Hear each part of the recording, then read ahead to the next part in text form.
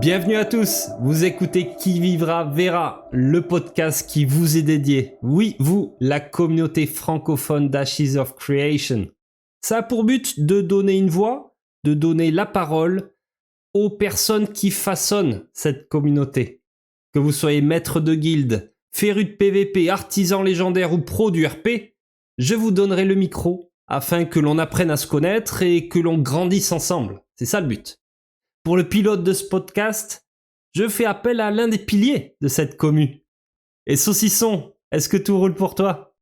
Ça va, un pilier carrément. Ah ben oui, on commence dans le dur. Ah ben je me suis dit pour le premier épisode, il faut du solide, puisqu'on est dans la même guilde. Premier disclaimer de ce podcast. On va pas rentrer trop en détail sur les choses internes évidemment. Mais voilà, je pensais que c'était un très bon point pour commencer cette aventure, pour faire découvrir des personnalités, la communauté francophone d'Ashes of Creation. Et je pensais que l'ami Saucisson serait un parfait départ pour rentrer en douceur, mais aussi pour voir en profondeur cette communauté francophone, puisque tu es dessus depuis quasiment le tout début. Oui, je suis arrivé un petit peu après le Kickstarter. J'ai raté le Kickstarter, mais vers 2018, je me suis intéressé sérieusement au jeu et j'ai commencé à suivre la commu, ouais.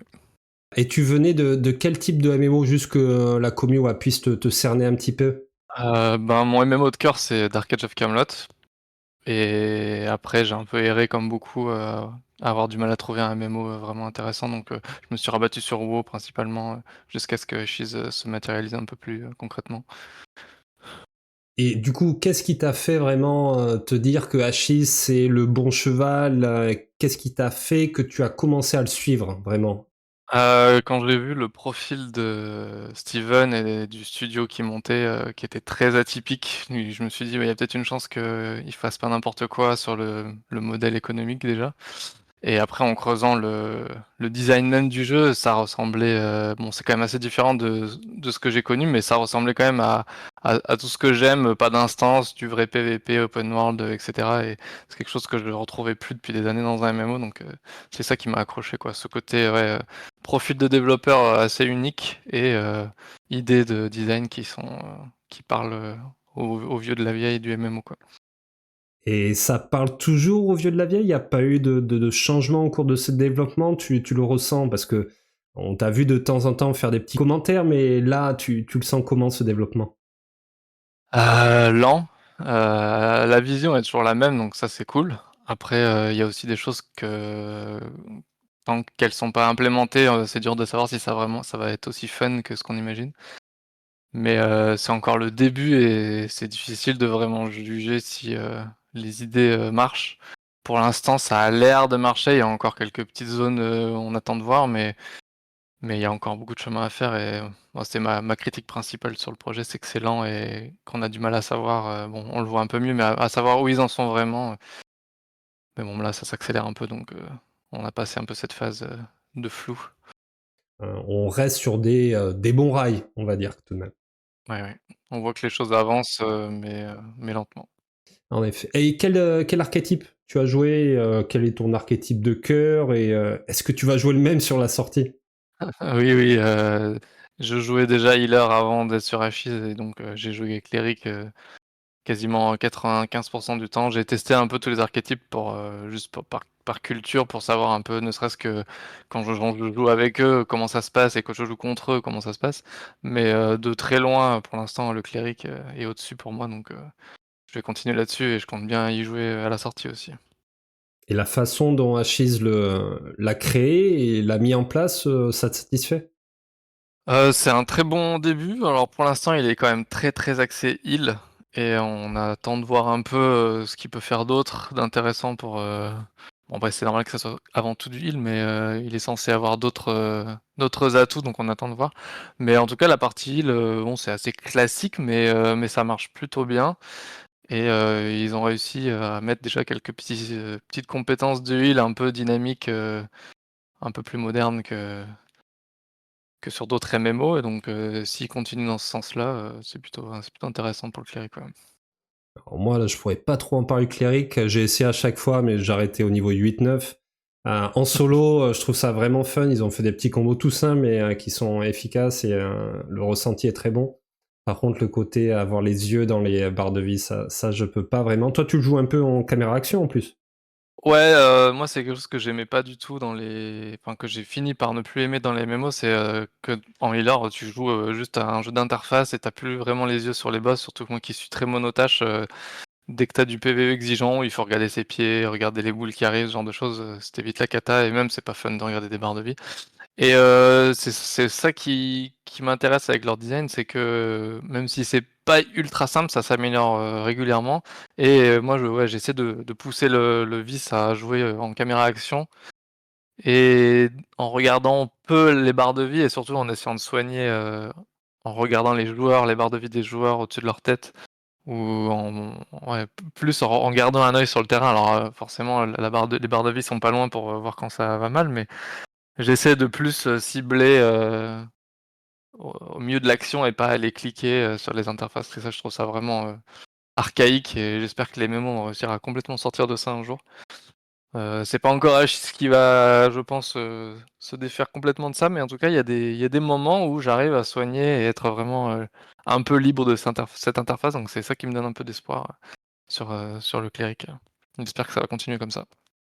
Et je voudrais que tu me parles un petit peu de cette guilde. Alors, tu as lancé la création de Jambons et Dragons. Ouais. D'où t'es venue cette idée? Donc, tu peux aussi nous dire à quel moment c'est arrivé. Raconte-moi un peu la genèse de Jambons et Dragons.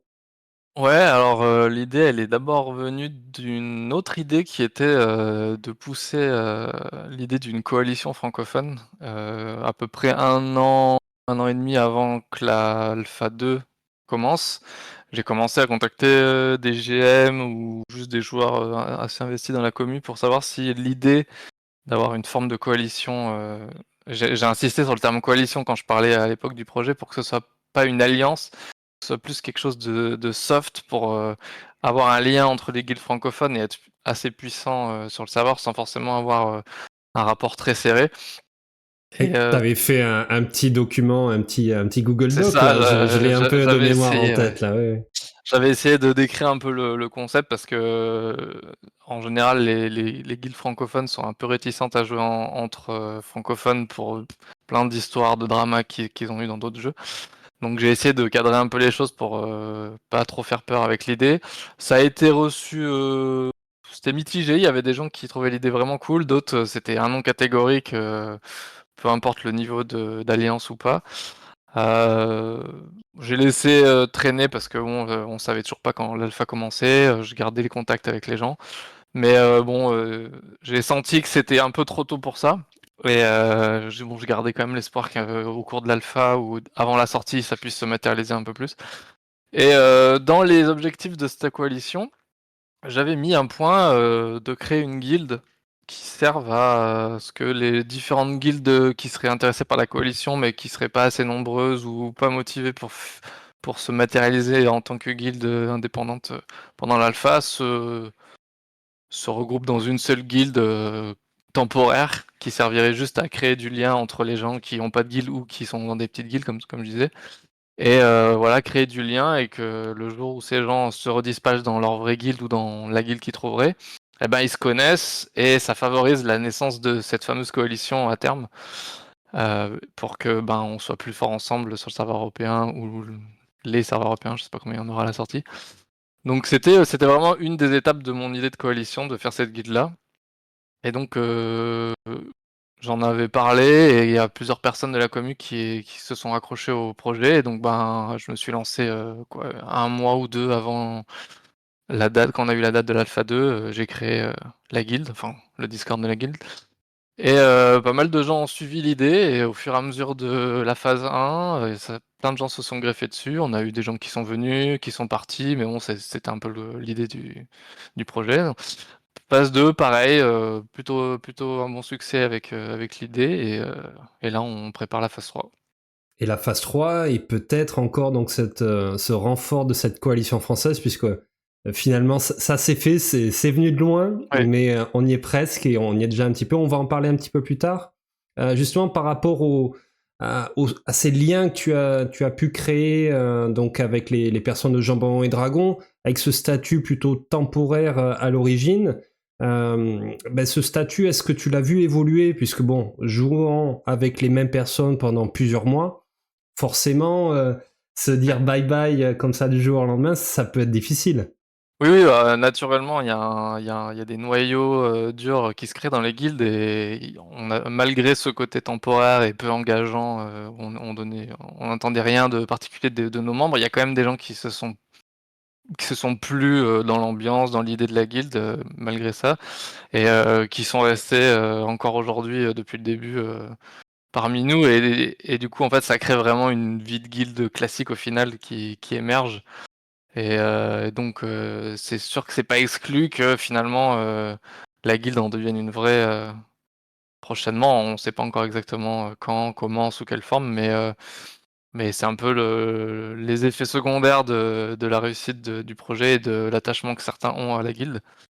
Et voilà, donc c'est un peu le résultat des premiers mois d'Alpha 2. Donc encore en réflexion, hein, cette partie-là. Je voudrais que tu me parles un petit peu des réussites que tu as pu obtenir en tant que maître de guilde dans Jambon et Dragon. Qu'est-ce qui a bien fonctionné? De quoi tu as été le plus fier?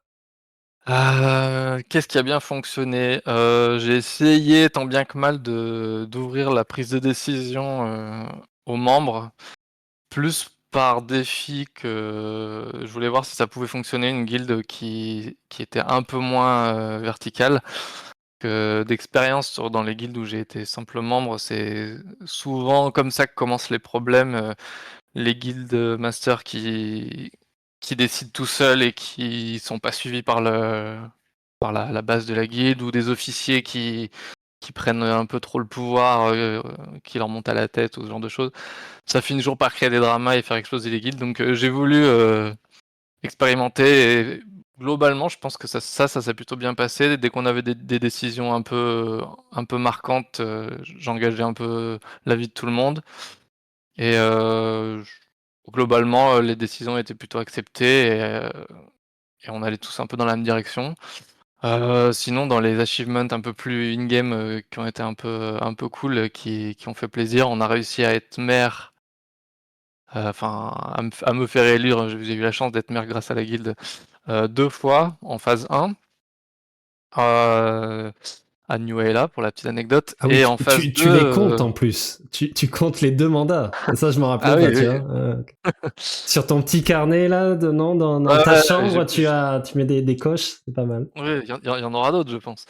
En phase 2, on a eu l'occasion de l'être, mais au final, on l'a pas été. On s'est plus concentré sur une alliance, sachant on était déjà très proche d'une autre guilde qui s'appelle Invicta, dès la P1, avec qui on s'entendait bien, et on s'entend toujours bien. Et l'autre succès qui était vraiment cool, je trouve, en P2, c'est qu'on a réussi à intégrer une alliance un peu organisée, mixte de guildes de différents pays. Ça a rajouté une dimension vraiment intéressante au test. Vraiment, là, à des moments, on oubliait que c'était un test. On était vraiment dans le jeu. Surtout qu'en P2, c'était un autre challenge sur le serveur, donc c'était Ah, vraiment clairement, pas de trop. clairement, ouais. Et du coup, ça c'était vraiment bien, même si ça a créé son lot de challenges, parce que on connaît les francophones, ils sont pas toujours très à l'aise en anglais, et donc l'alliance, c'était pas toujours simple de communiquer avec tout le monde. Tiens, je veux Mmh. rebondir là-dessus, mais Ouais. bon là, ça s'est amélioré quand même, peut-être parce qu'il y a plus beaucoup de monde, tu vas me dire.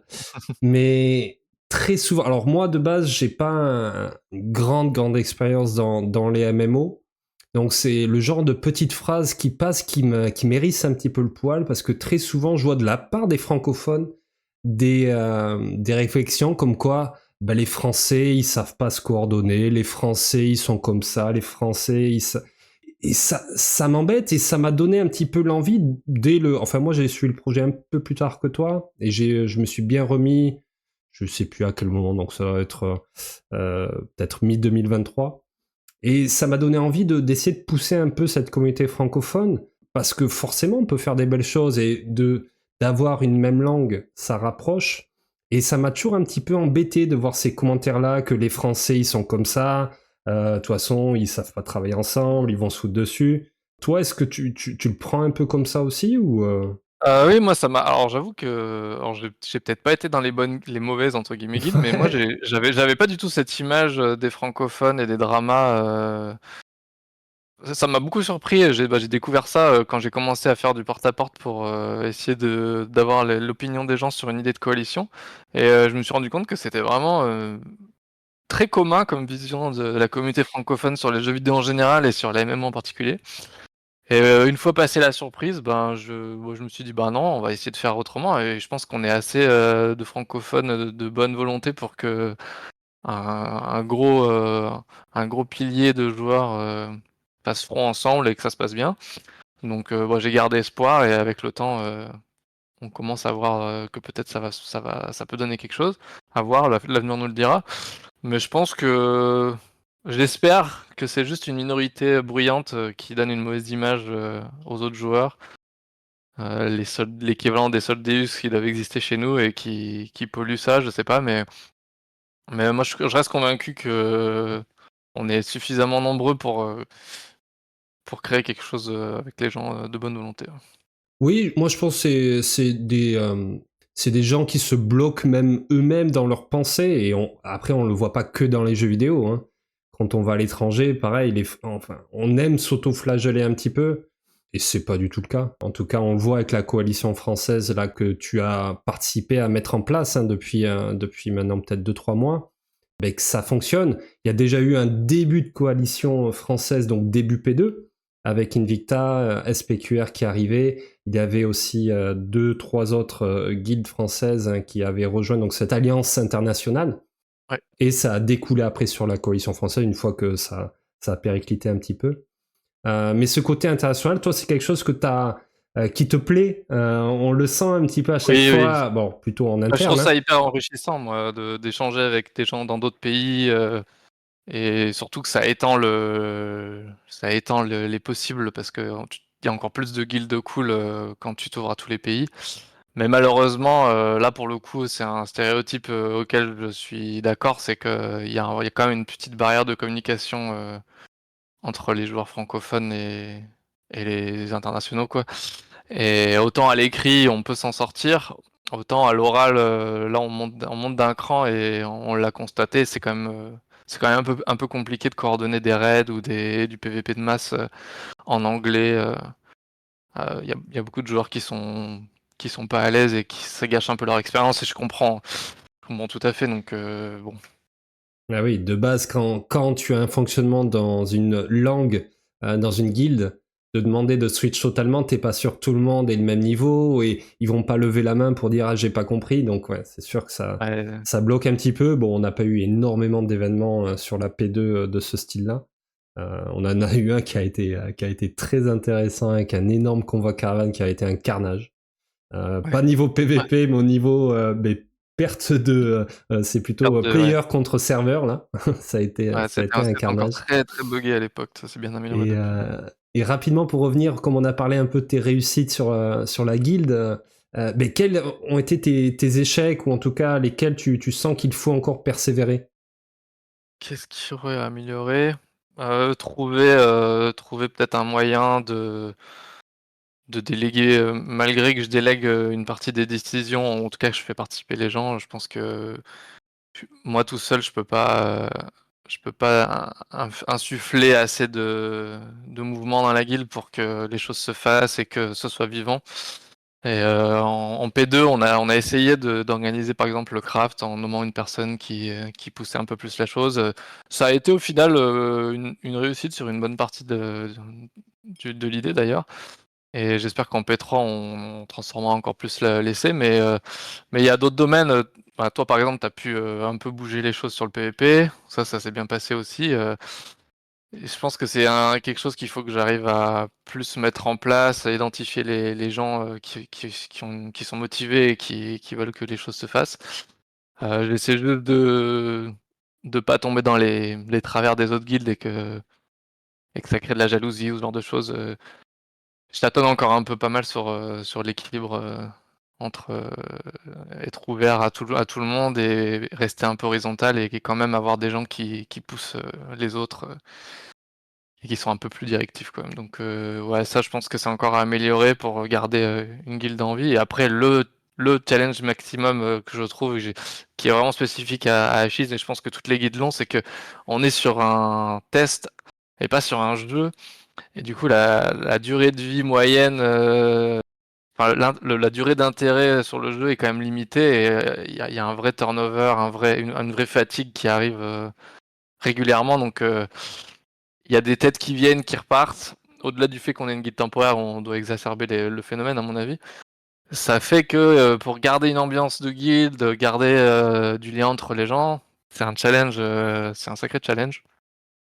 Et donc, ouais, ça, j'ai pas de solution, mais c'est aussi un point sur lequel il va falloir batailler Ça, pendant je toute la pense que durée de la soirée. c'est pas juste propre au statut de ta guilde. À mon avis, les autres guildes, même plus traditionnelles, on va dire, Ouais. subissent aussi ceci. Hein, forcément, quand il y a de la fatigue. Alors, est-ce que lorsqu'on s'inscrit vraiment dans une guilde plus traditionnelle, on se met juste en hibernation et on revient quand on veut? Je pense que c'est plus souvent ça, effectivement. Nous, il y a quand même une partie des joueurs qui vont beaucoup moins hésiter à partir, et c'était le deal au début. Et donc ça crée un challenge supplémentaire, mais je pense quand même que les autres guildes ont un vrai challenge similaire. Alors, je voudrais qu'on parle un peu plus de cette coalition française. Là, on en est à un statut qui est encore en construction, hein, forcément. Mais ça paraît pas trop mal. Je voudrais que tu me parles un petit peu quel a été le tout début ou comment ça s'est lancé.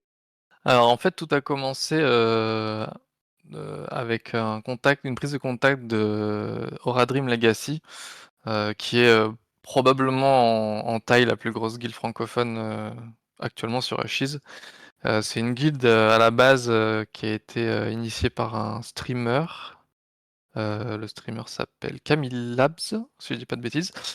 Et qui après, de ce que j'ai compris en discutant un peu avec eux, a vécu un peu indépendamment du streamer qui a priori joue plus trop et fait sa vie, et la guilde fait sa vie dans son coin. Et arrivé en P2 enfin, en milieu de P2 là, quand ça s'est bien calmé parce que tout le monde avait fait le tour du contenu et que les mises à jour suivent pas, ce qui est un peu normal. euh, Ils ont décidé de contacter un peu les guildes qui étaient encore actives et dont nous, pour proposer de se rassembler au départ dans un format relativement similaire à mon idée de coalition d'il y a quelques années, sans trop d'engagement les uns avec les autres, juste histoire de jouer un peu ensemble, faire des sorties de temps en temps dans des donjons, peut-être des entraînements PVP, ce genre de choses, sans engagement. D'ailleurs, jusqu'à maintenant encore, ça s'appelle la coalition sans pression. Et donc c'est comme ça que on est passé de notre alliance internationale hyper organisée avec des engagements à protection mutuelle, etc., à cette forme de coalition-là. Et avec pas mal d'autres guildes françaises. Et donc pendant cette période calme là qui est en cours, on a pas mal joué tous un peu ensemble. Et ça se passe plutôt bien. On a réussi à faire élire un maire dans le désert, à Azmaran. Et donc, comme le courant passait plutôt bien et après discussion, on est en train progressivement de transformer ça en une alliance un peu plus engagée les uns envers les autres. Et l'idée, c'était à la base de lancer cette forme un peu plus soutenue d'alliance pour la P3. Mais avec les retards, le décalage qu'il y a eu, ben, on va plutôt continuer en P2 à jouer ensemble et à progressivement s'organiser pour être prêt pour la P3.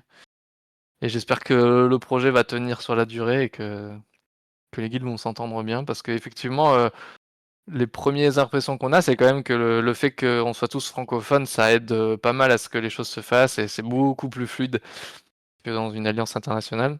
Alors à voir si c'est toujours aussi fluide quand ce sera la P3 et qu'on organisera les choses plus sérieusement. Mais ouais, je vois déjà la différence en termes de fluidité sur la langue, c'est une grosse différence, quoi. Dès que toutes les guildes se rejoignent sur un même vocal pour faire des choses ensemble, bah, ça marche tout seul, quoi. Donc là, il y a une organisation qui se met tranquillement en place pour la P3. Et est-ce que le but de tout ça, ça va découler sur la vraie sortie, le launch? Est-ce que tu penses qu'on va pouvoir garder assez d'engouement ou de fraternité avec les guildes jusqu'à essayer d'avoir un objectif commun au launch? Ça serait pas l'objectif suprême, en fait, de toute cette aventure? Ah, ça serait l'idéal que l'alpha serve aussi d'alpha pour l'alliance ou la coalition, ça dépendra de comment on l'appelle. Et que j'espère effectivement qu'elle survivra et qu'à l'alliance et qu'à la sortie on ait déjà une bonne base bien organisée pour démarrer sur les chapeaux de roue. Après je me fais pas trop d'illusions, il y aura forcément une différence entre la photo de départ et la photo à la sortie parce que voilà, la vie fait que il y a des guildes qui viennent, qui partent, qui se forment, qui se Oui, déforment. on n'a pas trop parlé, mais c'est vrai que malheureusement, on a vu pas mal de guildes qui se sont éteintes. Mm. Surtout même en P1 ou tout début P2, des guildes qu'on Ouais. pensait qu'ils avaient des racines assez bien plantées dans le sol, et finalement qui ont disparu sans vraiment grand-chose. Ça n'a pas été une tempête, c'est à peine des petites rafales qui les a fait s'effondrer, et c'est vrai que nous, on suivait ça je pense pas que tu es allé aux nouvelles plus que ça ou quoi. On n'a pas fait les vautours non plus pour récupérer les joueurs. Mais ça faisait un peu de la peine de voir ces guildes qui étaient là depuis plusieurs années pour certaines tomber comme ça au tout premier coup de vent. Bah oui, ça fait toujours un peu de mal à la commu francophone en globalité quand une guilde disparaît. Donc non, nous on préférerait voir des guildes qui tiennent toute l'alpha et qui sont fortes et organisées dès le début du jeu parce que ça va créer du jeu bien plus intéressant pour la partie francophone de la commune. Donc ouais non, effectivement, je m'attendais pas à ce qu'il y ait autant de guildes qui disparaissent pendant un test. Alors les guildes qui disparaissent par manque d'activité. Bon, c'est moins surprenant si elle s'est créée pour l'alpha, que les joueurs s'ennuient et s'en vont. Bon, après, il y a quand même eu beaucoup de guildes qui existaient même avant l'alpha et qui ont pas survécu à l'alpha. Donc, effectivement, je m'attendais pas à ce qu'il y en ait autant et j'espère qu'il va y avoir plus en plus de guildes qui survivent et qui se construisent, qui prennent le temps de poser les bases pendant l'alpha. En tout cas, la Mais ouais. tienne, Jambon et Dragon, elle tient le coup, sans souci. Ça va se relancer un petit peu pour cette P2.5, comme tu l'as appelé.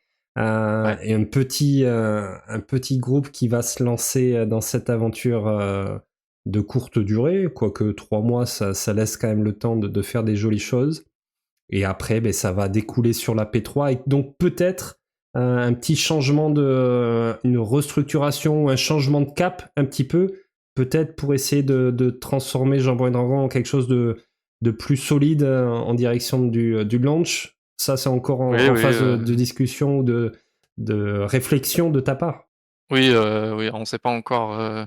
Moi-même, je sais pas encore sous quelle forme on peut pérenniser la guilde, mais ça, je pense que ça viendra aussi des membres, d'une discussion avec un peu tout le monde, mettre en commun la vision de la guilde, parce que la guilde, c'est aussi ses membres, donc à partir de ça, on verra vers où on peut aller pour que ça disparaisse pas avec l'alpha, quoi. Ce serait dommage. Oh, ça serait dommage et je suis sûr que ça n'arrivera pas. Tu as un petit groupe très soudé autour de toi et c'est sûr que ils vont te suivre jusqu'au bout. En tout cas, merci Saucisson de m'avoir Ah, accordé merci de ce m'inviter. temps avec toi. Bien sûr, on en reparlera en off, mais peut-être pour l'épisode 100, peut-être. Non, 100 c'est pour Steven. Hein, Steven Sheriff, Ouais, bien sûr. je lui laisse le sang, je ferai le sang. C'est sympa Je de le ta souhaite. part. Ouais. Et ben en tout cas, merci beaucoup. Est-ce que tu as un petit mot pour la commu? Eh ben, aimez-vous les uns les autres, C'est il y beau, a c'est plein de beau. guildes et plein de joueurs qui sont de bonne volonté. Faut pas avoir d'a priori. Eh bien, c'est super. Merci beaucoup, Seisson. Je te souhaite un bon couscous. Non, je sais pas ce que tu vas manger. Je le mettrai pas à ça, peut-être aussi. Ouais, T'aurais dû me dire ce que tu préparais là, ça aurait été bien. ouais, on aurait pu rebondir, Ah, c'était de la ok, purée de voilà. légumes. Ouais, mais Dommage. c'est pas sexy. C'est pas sexy, Non, la c'est